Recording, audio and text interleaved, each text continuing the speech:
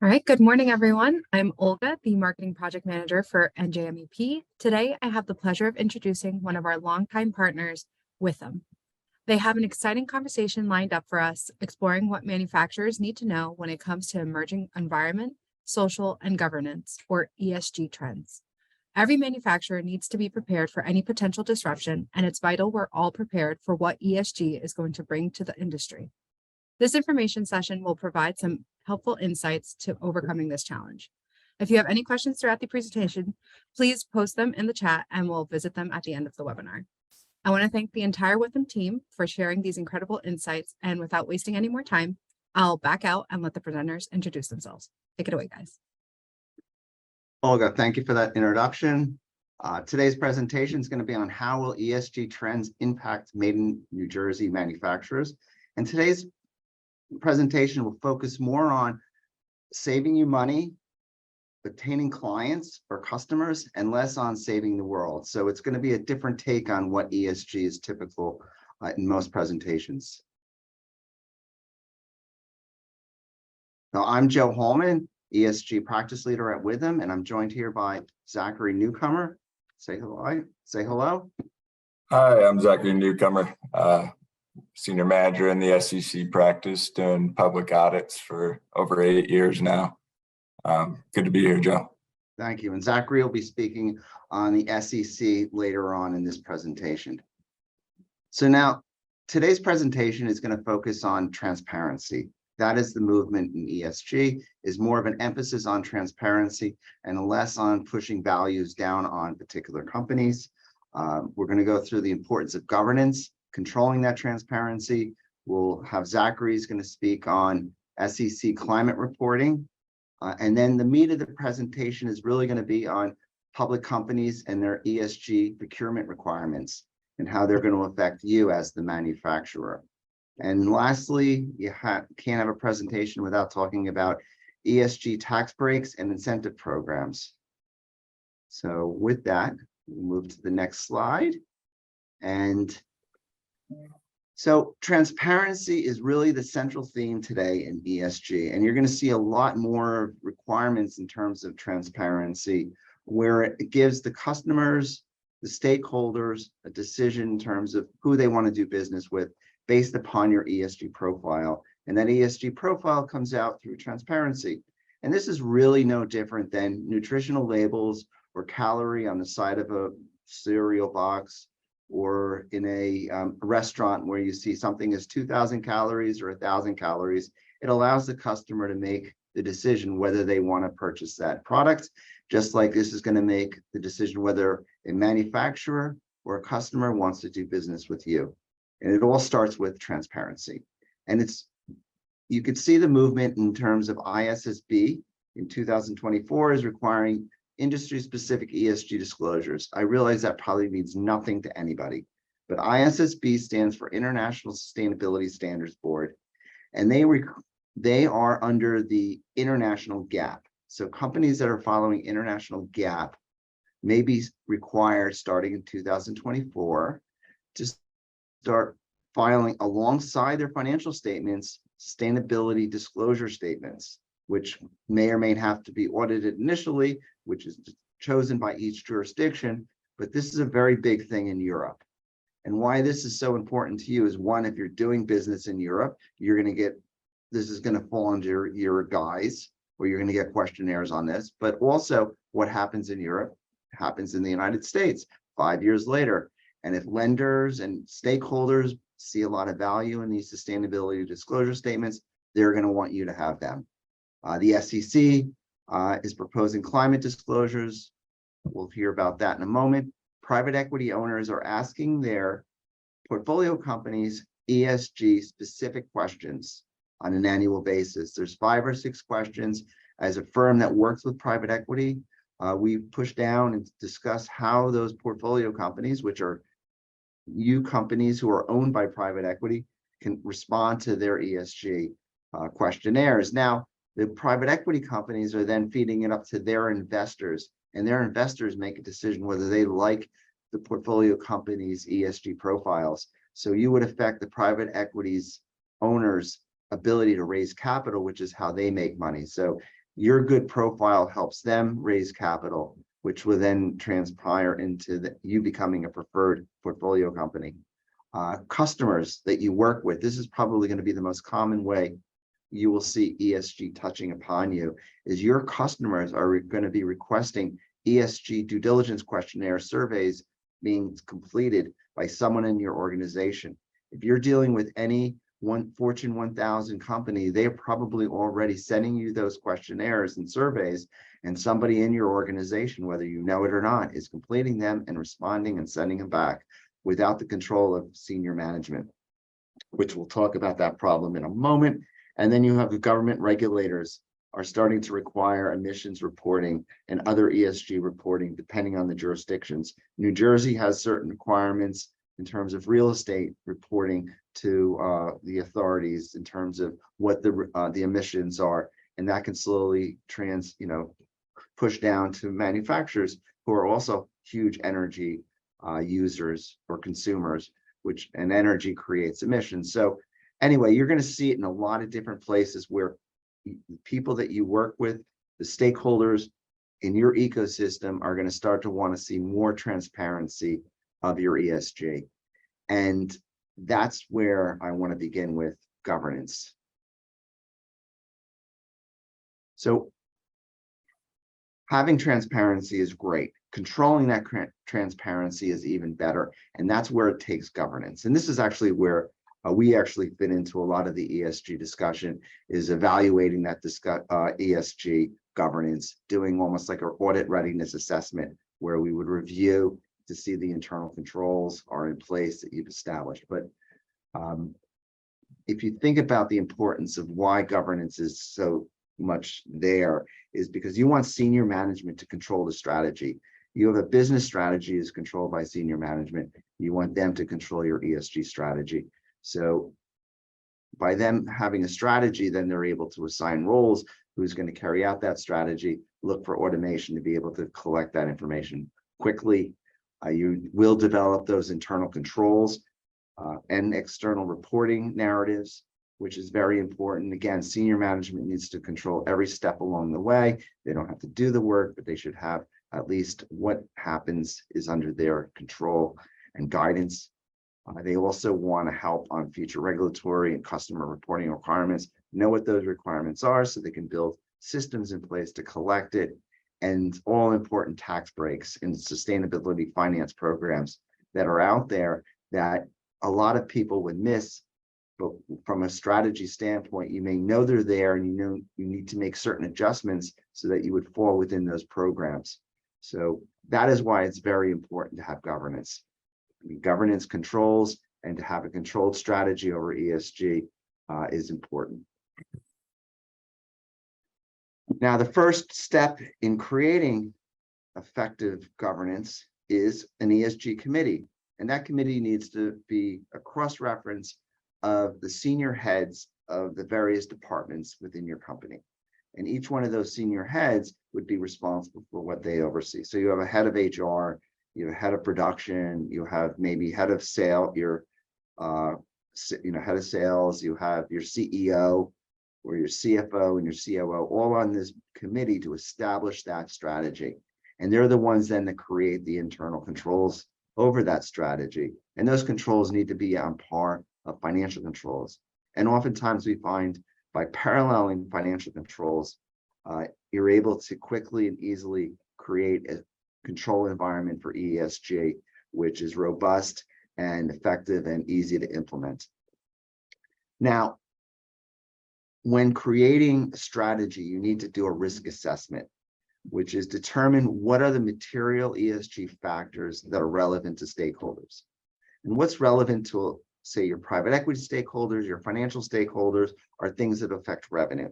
So you have injury rate within your manufacturing facility. And if your injury rate is too high versus the benchmark of a company your size, that's something that's bad, where you would need to implement a safety program to bring down that rate to be able to become more efficient. And because injuries cost money, injuries are a drag on P&L.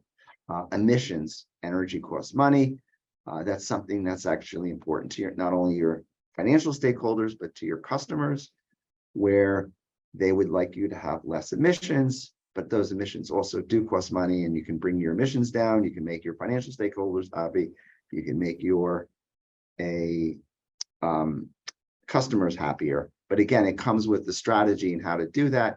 And maybe the strategy is we're not going to do it because it just costs too much money. We don't care, or our stakeholders don't care. But it all comes from, again, the ESG committee creates the strategy to decide what's important to them and what's not important to them based upon what their stakeholders or the people who they do business with want.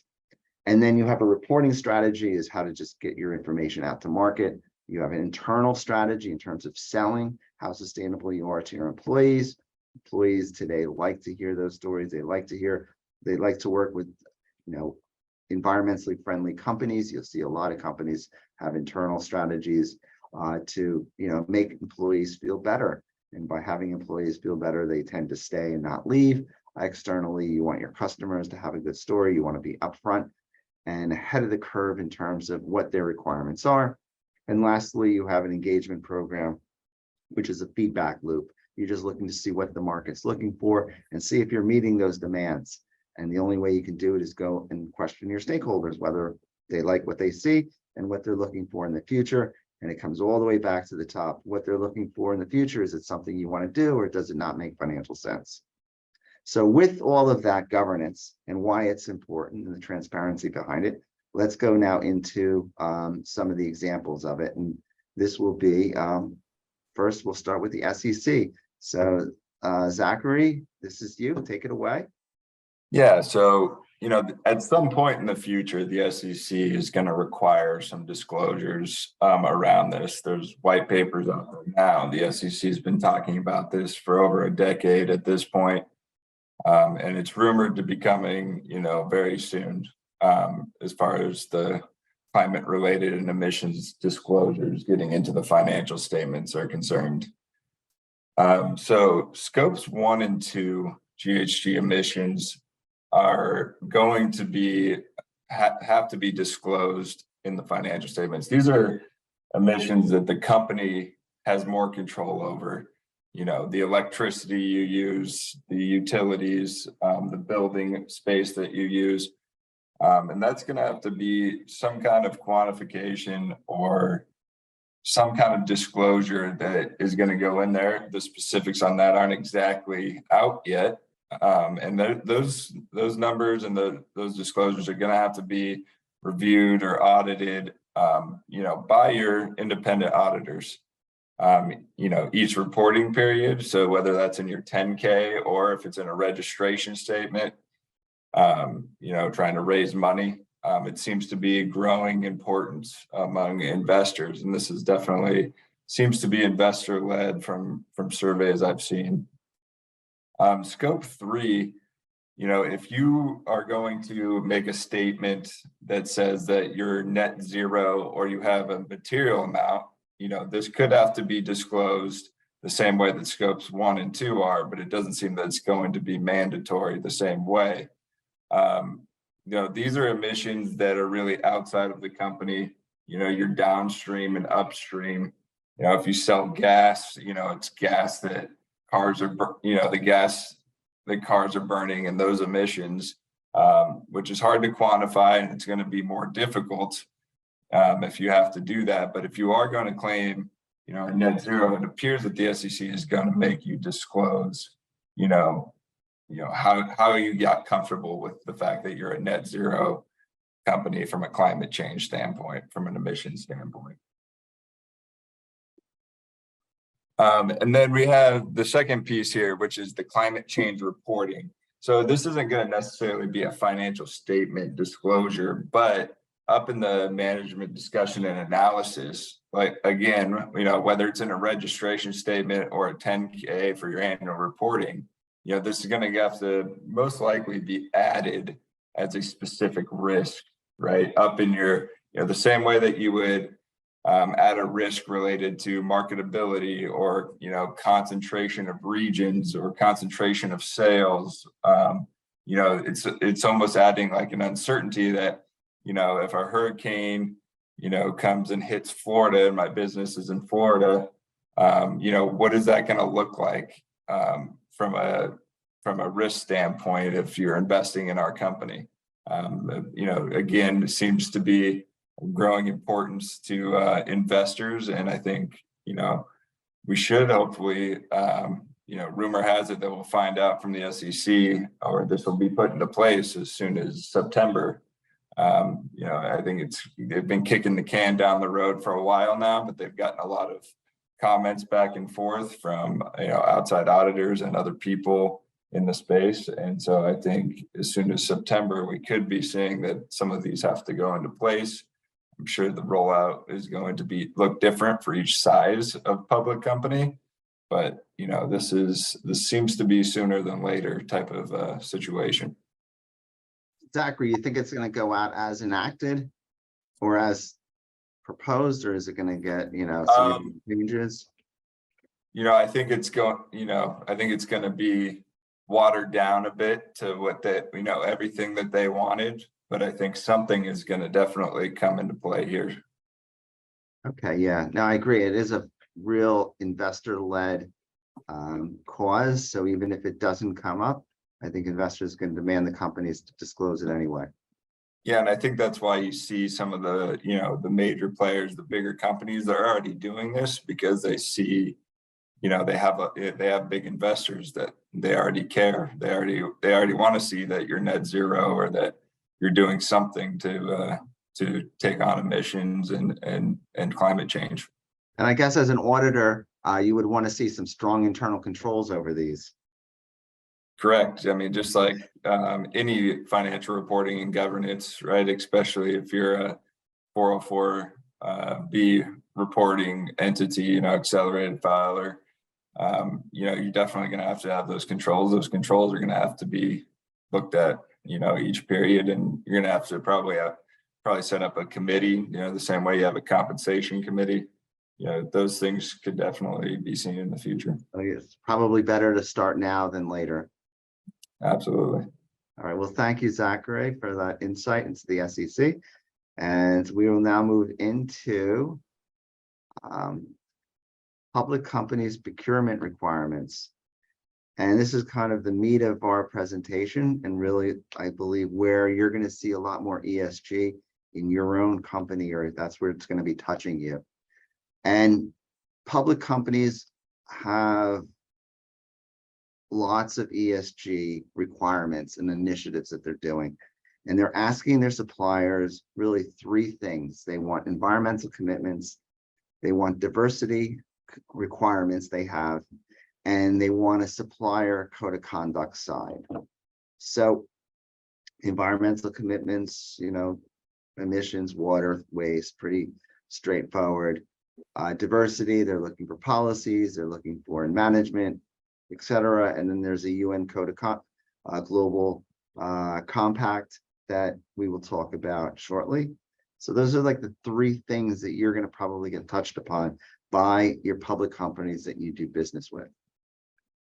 And who are these businesses that we are doing it? Well, in the right-hand side, I just took out some random companies out that are actually looking for their suppliers to supply information to them on their ESG activities.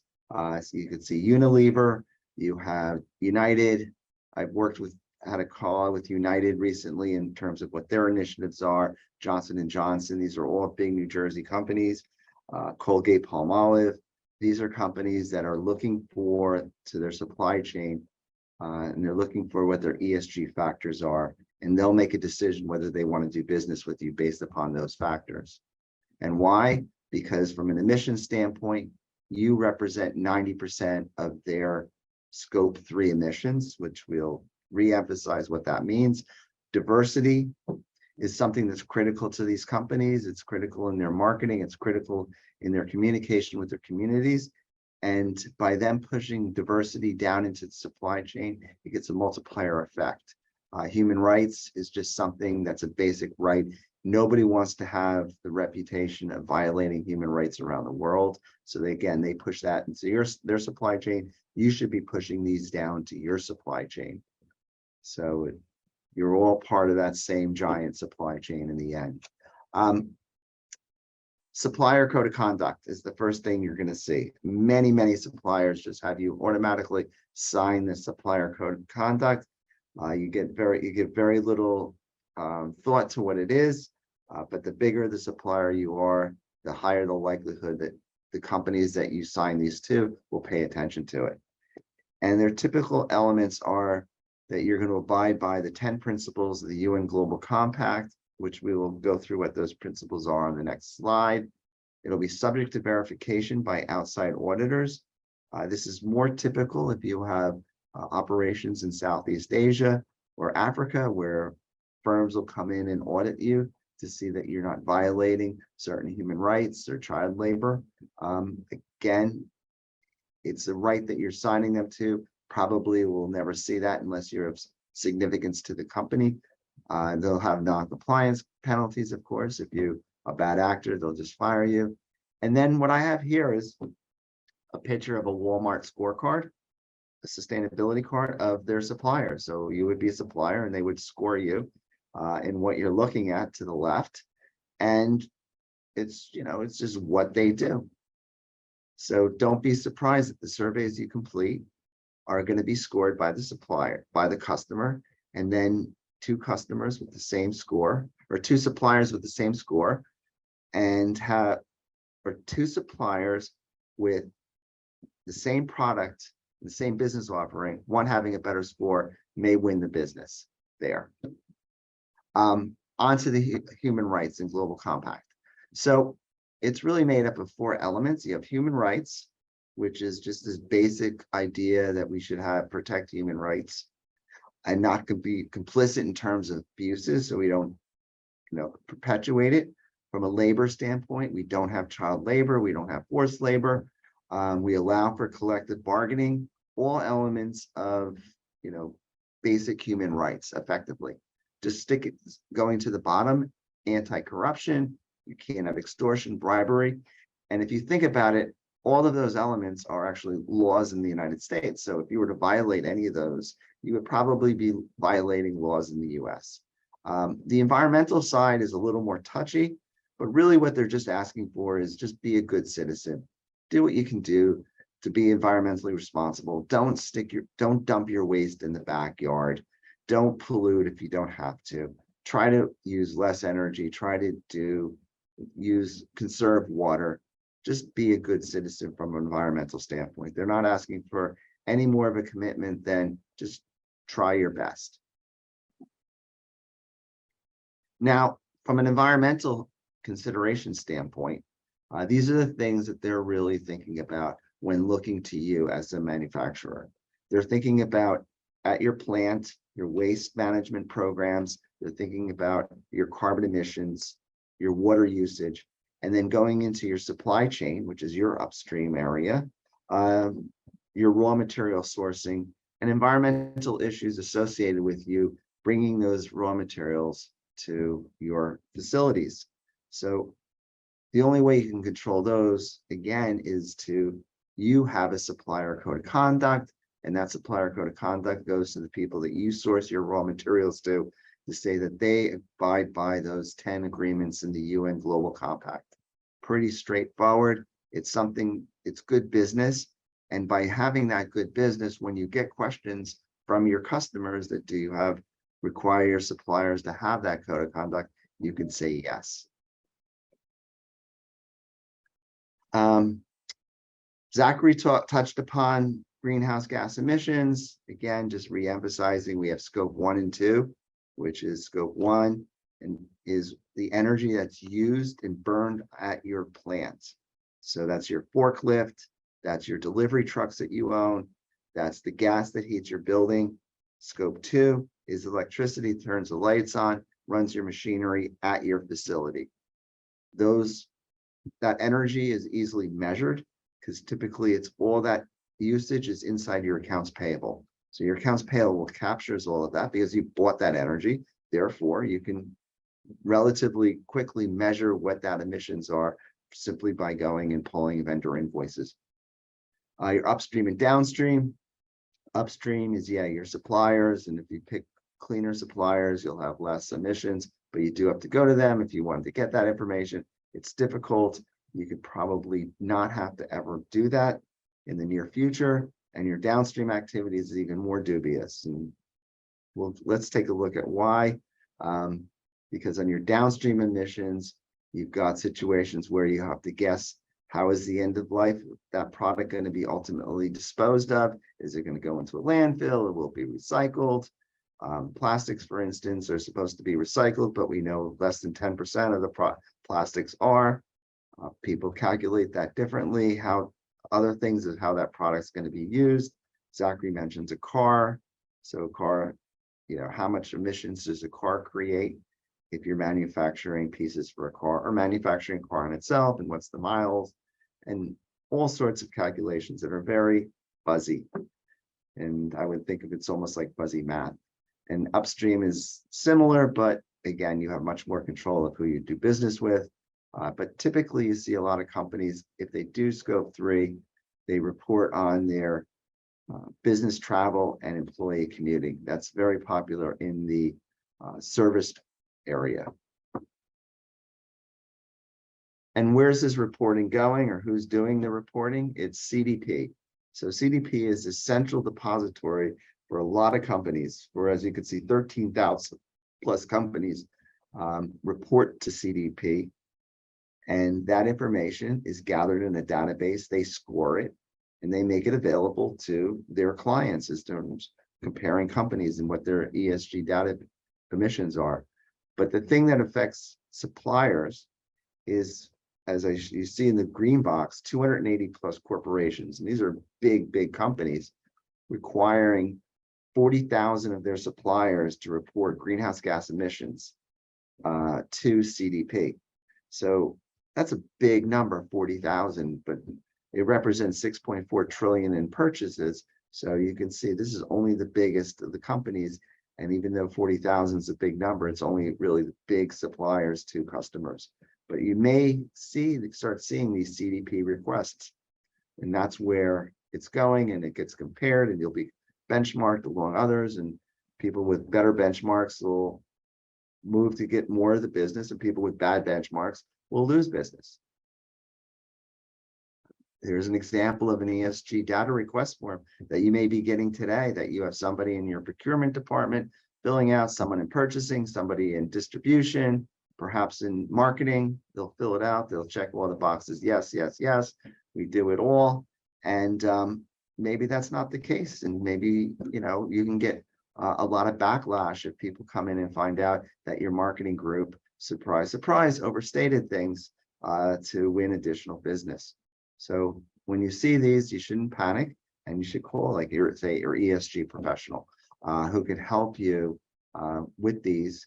But a properly, again, instituted program with proper governance would already know how to handle it. People would see that. They would have, people's roles would be assigned to completing these particular surveys. On to the next area, which is waste. So we understand energy, we understand where it comes from, and now we have waste. So we know waste is the most expensive item that you would buy, because you buy waste and then you pay money to buy it, and then you pay money to throw it away. So it really hits you twice.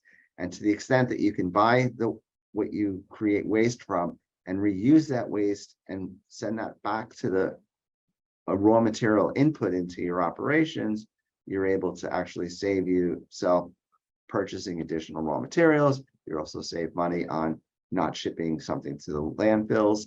And the amount and the percentage of the waste that goes to a landfill is a very important metric to your customers, because a lot of your customers have what's known as an extended producer responsibility, where they're looking for the zero waste in their supply chain. They're also looking for you to design products that create less waste upstream or downstream for them, so that they can more easily able to recycle the waste or the products that they're being sold to.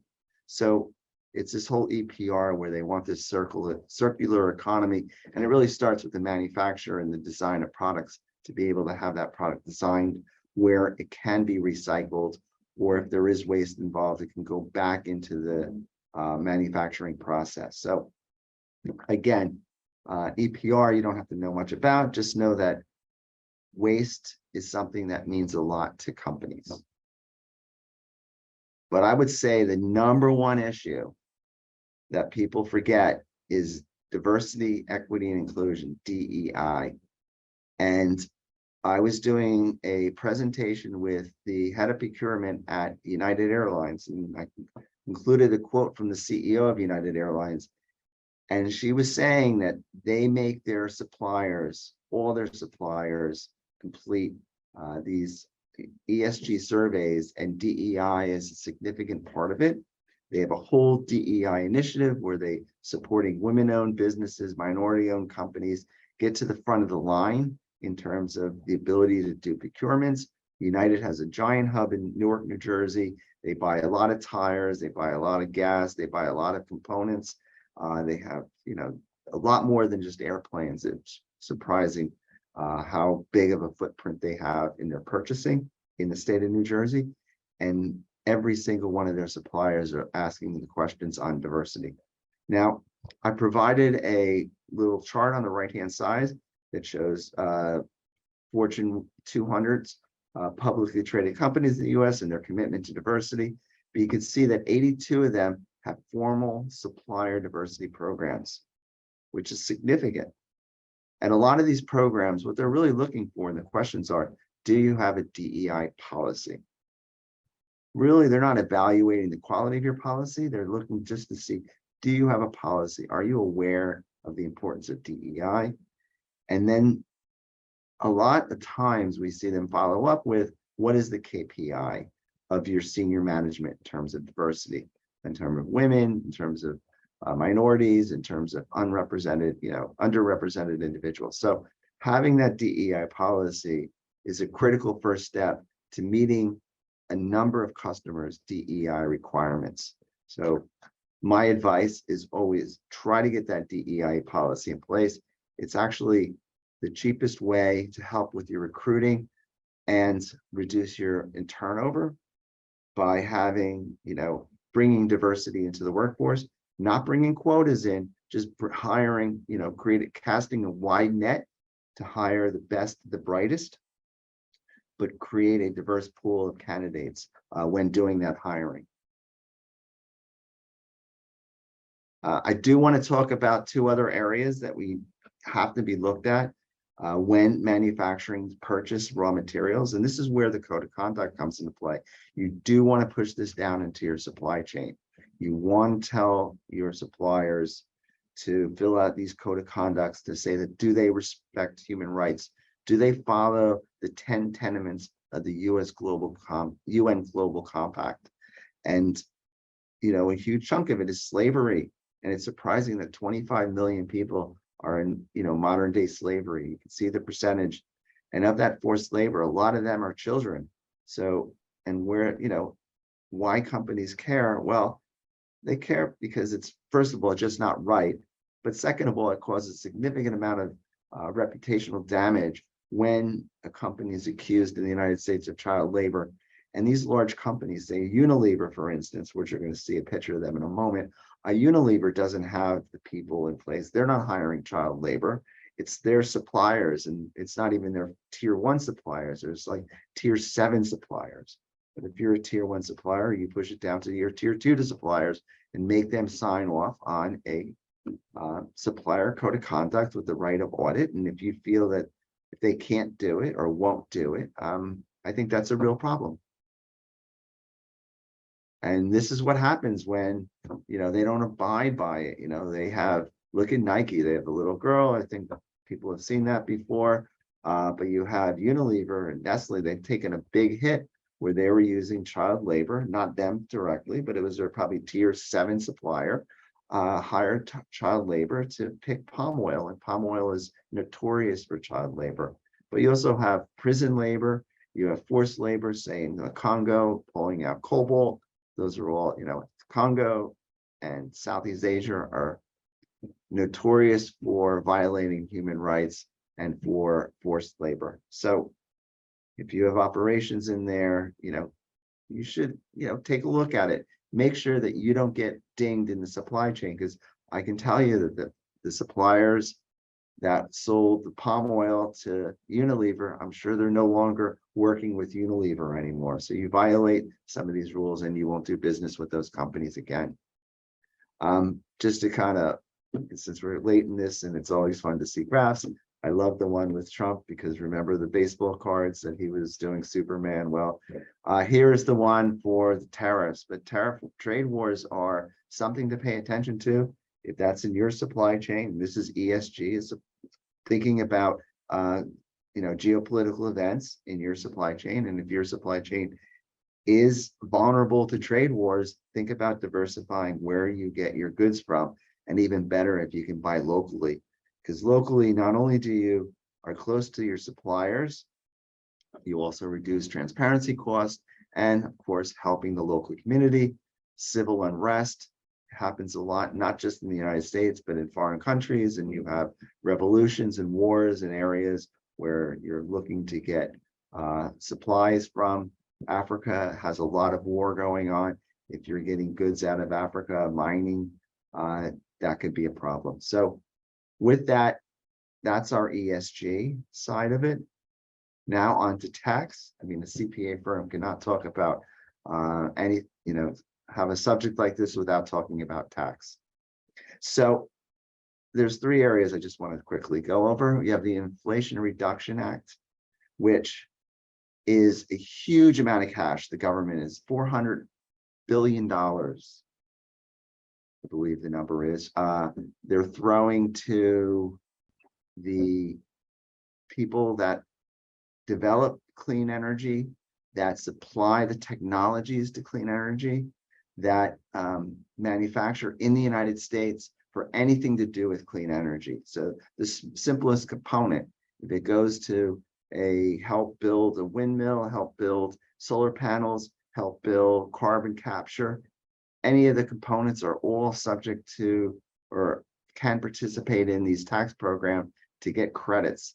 And those significant amount of credits being given could actually significantly reduce your costs. So something to look into if you can position your company's supplies or your company's products to be part of the clean energy technology industry. You also have something that you can do, which is just increase the energy efficiency of your building by more than 25%. You can claim a tax deduction. You win twice. You get a tax, you pay less tax, and your energy costs go down. And lastly, you can also, when replacing your, say, your forklift, you're replacing your local fleet of trucks, so delivery trucks that you own, you can get a tax credit by buying EV clean vehicles as opposed to rebuying another diesel truck.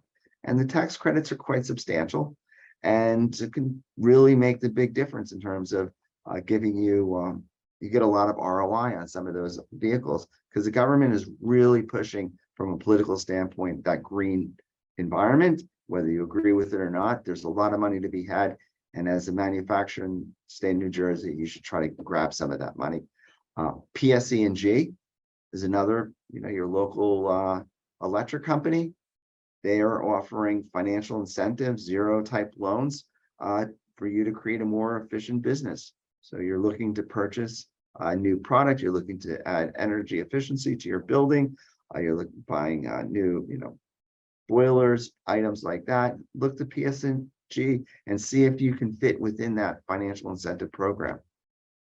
And lastly, things that I wasn't even aware of until recently is that I know Bank of America, and I'm sure the other banks have similar products, where their global trade and supply chain finance group, they're offering sustainability linked financing to their customers. So their customers can have sustainability linked financing by meeting certain sustainability goals. Their financing costs go down. So your cost of capital go down if you meet these certain sustainability goals. And those sustainability goals could be actually quite easy to meet. So that's really all I have here for today.